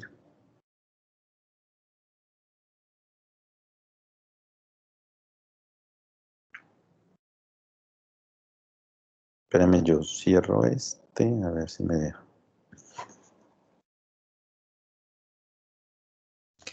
Profe, y también una pregunta relevante al tema de las vacunas. Eso, pues, en el tiempo que lo tienen programado hacer no es muy rápido, no están pasando por algunas fases. Demasiado rápido, sí, demasiado rápido. Sí, en realidad, no se están pasando fases. En realidad no están pasando fases. Ahí que están, no, espérese. ¿Qué están viendo ahí? Ahí aparece coronavirus, vacuna, Troy. Ya, la que yo les quiero mostrar. Esa es la página que yo les digo, ¿sí? Que es del periódico de New York Times, en el que ellos van actualizando siempre cómo va, digamos, el avance de las vacunas, ¿sí? Entonces, miren, por ejemplo, la cantidad de vacunas que tenemos en fase 1, fase 2, fase 3, 38 en fase 1, 17 en fase 2 y 12 en fase 3. Es una cantidad enorme, ¿cierto?, de vacunas que se están desarrollando.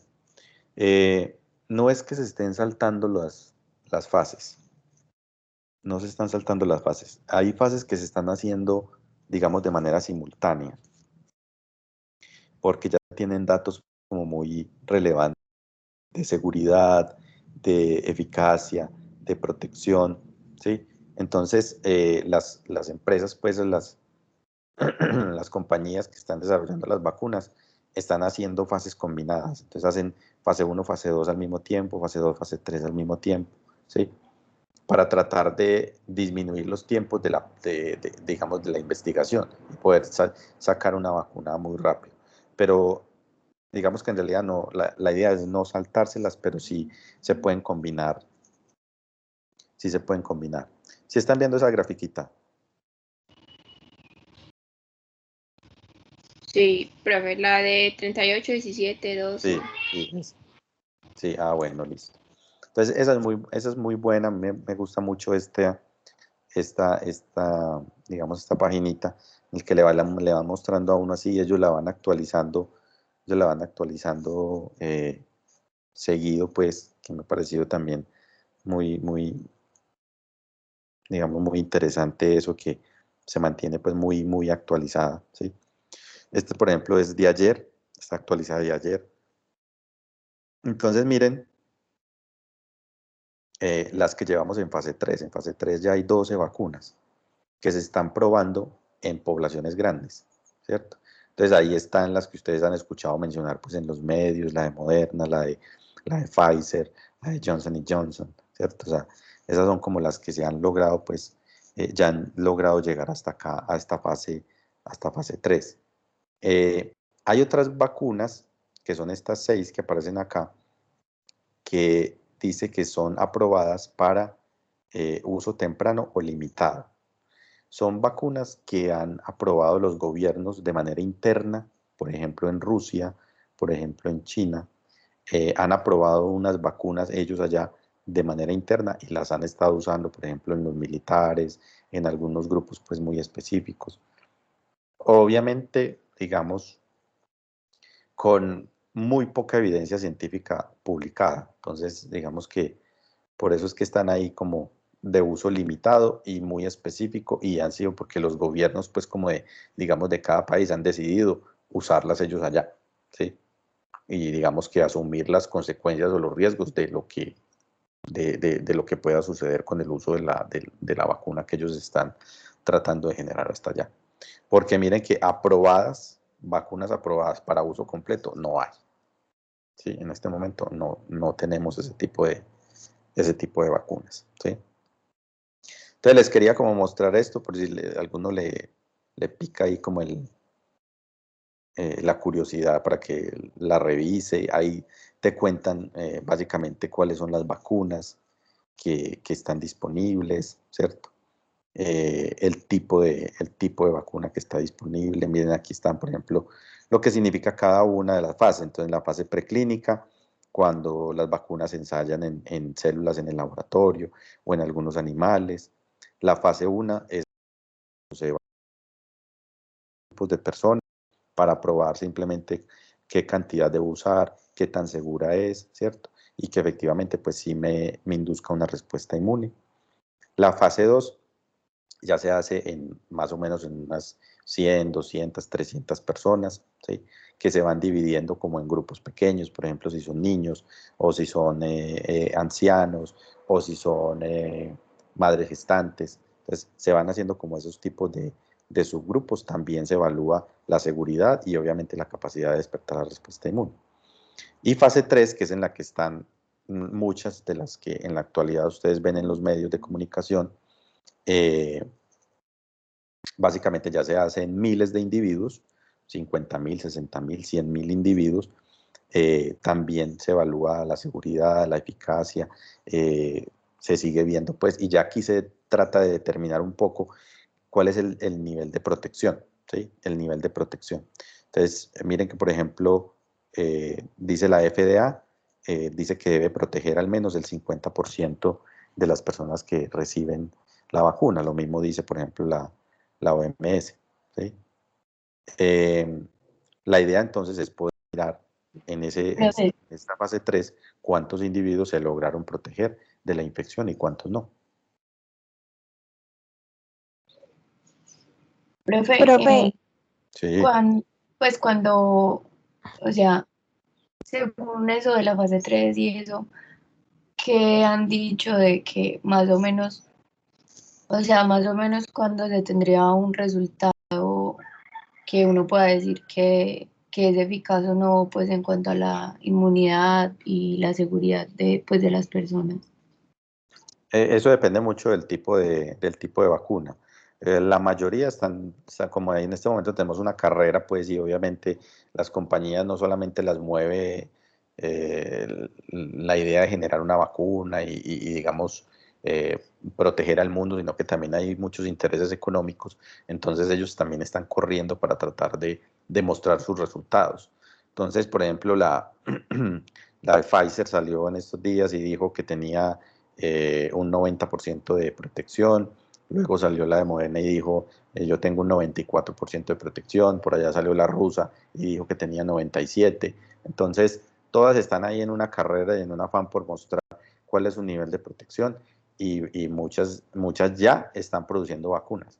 Ya están produciendo las vacunas de ellas por millones, porque confían en sus resultados y confían en lo que, digamos, en el nivel de protección que están mostrando. Pero muy probablemente les faltan un par de estudios más. Algunas dicen que en diciembre ya sacan como los últimos estudios para definir si efectivamente ya quedaría aprobada o no. Pero obviamente los resultados de ellos tienen que pasar a ser evaluados por los entes internacionales, por la Organización Mundial de Salud, por la FDA en Estados Unidos, Ellos tienen que valorar esos resultados que obtienen de los estudios para poder decir, efectivamente, yo apruebo que esa vacuna se empiece a producir en masa. Pero incluso esas compañías hay algunas que ya están tan convencidas de lo buena que es su vacuna, que ya están produciendo grandes cantidades de la vacuna, ¿sí? Pensando en un futuro muy próximo. Entonces, algunas dicen que de acá a diciembre ya tienen los últimos resultados. Muy probablemente entonces tocará esperar a que sean aprobadas por la Organización Mundial de la Salud, por la FDA, pero eso es muy incierto. O sea, decirles, no, es que de aquí a un mes ya tenemos la vacuna aprobada, no sé. O de aquí a enero, de aquí a febrero, eso es muy incierto. Porque toca que cada una de esas entidades revise muy bien los resultados. Revise muy bien los resultados para que ellos aprueben. Y ya esta gente pueda empezar a distribuir de manera masiva pues la vacuna. Lo que sí es que los últimos resultados pues han sido muy buenos. Como yo les decía, un porcentaje por encima del 90% de protección es muy, muy bueno. Y hay incluso resultados que muestran que la vacuna incluso disminuye mucho, no solamente protege la infección, sino que también puede incluso hasta proteger de las complicaciones clínicas que se puedan presentar.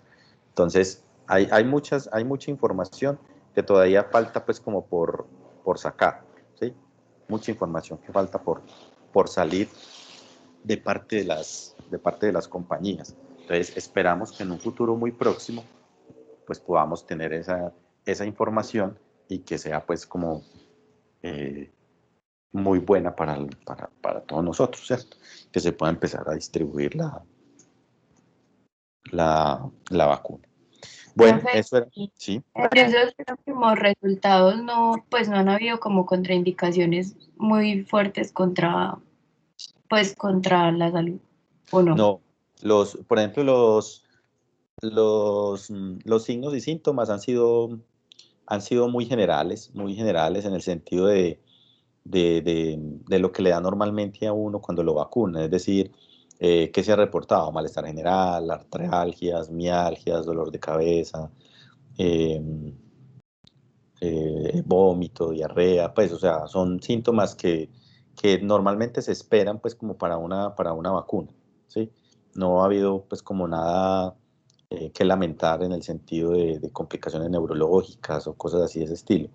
Y las personas que de pronto ustedes han visto por ahí que han tenido que parar una vacuna, que porque una persona falleció, que porque otra persona enfermó, que pues según los estudios que ellos han hecho, ellos pues han logrado demostrar de que no ha tenido pues como relación directa con la vacuna, sino que parecía que eran otras condiciones, unas condiciones secundarias que padecían pues como esas personas. Y en realidad pues la cantidad de casos no ha sido pues tampoco alarmante para la cantidad de personas que se han vacunado, ¿cierto? Porque pues efectos adversos desafortunadamente pueden pasar con cualquier vacuna por muy segura que sea. Lo que hay que ver es qué tan frecuentes se vuelven esos. Pero hasta ahora, digamos, las que han más eficacia han demostrado no han tenido pues como mayores efectos. Eso también es lo que se busca en esos ensayos con una gran cantidad de personas, ¿cierto? Seguir mirando los efectos colaterales, que muchas veces no se logran ver cuando se hacen grupos pequeños, cuando se hace la fase 1, la fase 2, como son grupos muy pequeñitos, entonces no se logran ver algunos efectos adversos. Ya cuando se vacuna muchísima gente, miles, 100.000, 200.000, entonces ahí ya se empieza a ver algunos efectos que probablemente estuvieron enmascarados y que no se vieron porque la cantidad de gente que se vacunó en las primeras fases fue muy poquita, ¿sí? Entonces, eso también es lo que se quiere mirar ahí. Pero digo, por eso les digo, hasta ahora pues no han demostrado pues como mucho efecto adverso. Los efectos han sido pues como los normales y esperados para las vacunas. Esperemos entonces que podamos tener una vacuna muy pronto y que pues la empiecen a distribuir también muy rápido en los grupos pues de personas que son más vulnerables, ¿cierto? De pronto si nos va bien el año entrante. Profe, pues el virus se supone que tiene pues como una inmunidad, por decirlo así, y me da, y tengo una inmunidad más o menos de 3 meses. Ningún laboratorio ha dicho cuánto es lo de la inmunidad de la vacuna, o si lo han dicho, o qué es lo que esperan. Pues porque es muy teso vacunar cada 3 meses a toda la población. Sí, claro. Y eso depende mucho del tipo de vacuna, lo que yo les decía ahora. Hay vacunas de estas, por ejemplo, que necesitan 2 dosis. ¿Sí? Hay vacunas que necesitan una sola dosis. Eso es lo que los investigadores han venido mirando durante este tiempo para ver qué tanta, digamos, qué tanta inmunidad se debería generar. Y todo eso viene de todos los ensayos clínicos que han venido haciendo, comparando los grupos pequeños, comparando lo que hicieron en animales. Muchas veces en animales incluso le da a uno la respuesta para decir, yo necesito una dosis, 2 dosis, 3 dosis para poder alcanzar una respuesta inmune protectora. Entonces, esas mismas dosis se empiezan a ensayar en humanos o se ensayan menos para tratar de mirar qué protección se genera. Entonces, a todas esas preguntas es que también se responde con estas fases. Por eso se necesitan todas estas fases. Entonces, también en esta fase 3, en la que va mucho, entonces se mira si esa dosis sí fue suficiente o si se necesitan más dosis, si esa respuesta inmunológica sí es protectora o no es protectora, ¿cierto? Entonces, eso es, digamos, lo importante de cumplir como con estas fases, así sean fases combinadas. Así sean fases combinadas, pero eso también es importante ahí. Ahora, lo que se espera es que, pues, obviamente sea una inmunidad, pues, protectora de por vida. Pero si, por ejemplo, el virus empieza a cambiar, empieza a mutar, empieza a acumular ese tipo de mutaciones, pues puede ser que las vacunas que estemos en este momento trabajando o que se vayan a generar, pues en un par de meses, en un par de años, pues ya no sean eficientes y haya que volver a generar otra vacuna, como pasa con el virus de influenza, ¿cierto? Que cada año tenemos que vacunarnos porque él cambia su estructura antigénica cada año, entonces eso puede pasar con los coronavirus, pero no, hasta ahora no lo sabemos, ¿sí? Hasta ahora no lo sabemos. Lo que se sabe es que la inmunidad que está induciendo estas vacunas pues es protectora y esperamos que se conserve durante mucho tiempo. Profe, se espera que este virus involucione, pues que llegue un momento donde no sea tan infeccioso, tan viral, o qué se espera con él. Pues en realidad lo que se ha visto, pues lo que pasa es que este virus es un virus que es RNA, ¿cierto? Es un virus que tiene ácido nucleico RNA. Y los virus que son RNA son muy jodidos porque son virus que por lo general pueden, por un lado tienen una alta tasa de replicación y por otro lado pues pueden variar un poco la estructura de sus proteínas muy rápido, o por lo menos las secuencias pueden acumular, digamos, mutaciones más rápido que otros virus. Entonces, eso pone el panorama un poco, digamos, especulativo y también como tomarlo con cautela. Porque si bien se han reportado una serie de mutaciones en este virus, mutaciones que se introdujeron por allá en Italia, que en España, pues en realidad no se ha visto que esas mutaciones afecten tanto uno, el desempeño del virus, el fitness viral que se llama, o sea, la capacidad de replicación, no se ha visto como que le afecte tanto y tampoco se espera como que haya una afección muy grande en cuanto a la respuesta inmunológica. Pero hay que esperar porque es que es un virus muy nuevo, entonces no sabemos muy bien de su comportamiento, o sea, hay que seguirlo observando porque puede que en algún momento se recombine con cualquier otra cepa que ya haya tenido una mutación diferente y de pronto se vuelva más agresivo o de pronto vaya perdiendo esa capacidad también de virulencia, ¿cierto? Por lo general siempre los virus que se seleccionan son virus que mejoran su capacidad, ¿sí? Los virus que pierden su capacidad pues básicamente se van eliminando, ¿sí? Porque ellos mismos se van inactivando, van perdiendo su capacidad de replicación, el sistema inmunológico los controla, ¿cierto? Los que van perdurando y los que van haciendo más daño, pues son en realidad los virus que se seleccionan de acuerdo a esas mutaciones nuevas que se introducen y que obviamente tienen mayor capacidad de replicarse y de propagarse. Entonces, lo que hay que estar muy pendientes con este virus es es mirando las mutaciones, cómo se van acumulando, cómo se van generando, en dónde se van generando, qué impacto puede tener eso en la respuesta inmune o en la capacidad infecciosa del virus. Entonces, eso es lo que están haciendo en este momento todos los virólogos del mundo, es estando muy pendientes de todos esos cambios que vaya generando el virus para predecir qué consecuencias puede tener eso en lo que tú mencionas, en la capacidad de infectar y en la capacidad que tengamos nosotros de generar una respuesta inmune frente a él. Entonces es un virus muy nuevo del que muchas cosas se están aprendiendo, entonces hay que ir como paso a paso. Esperemos a ver cómo va todo hasta ahora. Hasta ahora pues esas mutaciones no han sido tan trascendentales desde el punto de vista infeccioso, ni desde el punto de vista pues como de la respuesta inmune, pero toca ir esperando a ver qué va sucediendo. Profe, nosotros, por ejemplo, estábamos haciendo una investigación sobre algo que está generando este virus, que no es ni siquiera en el momento de la infección, sino después, porque ellos generan un daño en el endotelio y están generando eventos trombóticos, accidentes cerebrovasculares, etc. Exacto, sí, claro.